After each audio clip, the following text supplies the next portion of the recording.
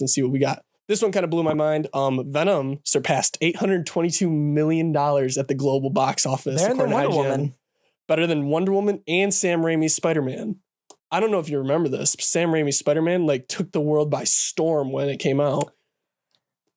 Yeah. I mean, his was good, but with Venom, I mean, we were introduced to Venom in the Tobey Maguire Oh my series. God, that awful Spider-Man 3. The CGI just ensued and everything. Horrible. Absolutely. And then we get the traditional, the big, bulky Venom that, is just perfect. I'll be honest, I can't talk because here's the thing. Still haven't seen Venom yet because I was so convinced this thing was just going to collapse and it would never happen. I didn't think this movie was going to happen, to be completely honest with you.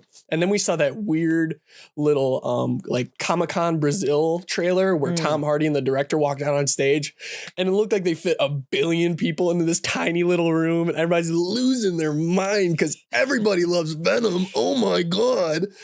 I just couldn't get into it. I never saw it. Like I said, I'll see it on the back of a Delta Airlines flight. But hey, anyway. So also, funny story, Fantastic Beasts and Where to Find Them, Crimes of Grindelwald flopped at the box office. One of the worst performing Thanksgiving movies. I was not a real fan.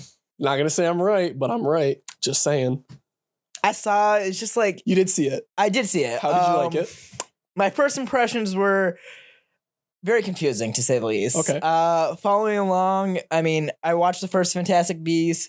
That one was good, introducing all the mythical creatures and kind of getting a glimpse of how Harry Potter is going to be set up. But other than that, it's just what's going on here? They don't really set up the time frame really well. Is this 20 years before Hogwarts, 100 years? It's pretty close to about, not necessarily 100 years. It's more like 80 years. It takes place in the 20s. I think when my mom was on, she said it take place in 1920 and it finally wraps up in 1946 or something like that. I'm not totally certain. I'd have to go back. You should go back and watch the show because it's actually really good. There'll probably be a clip up by then of our Fantastic Beasts conversation if you want to watch it on YouTube. But I mean, my biggest issue was that there was no redeemable plot. There was no beginning, middle, or end.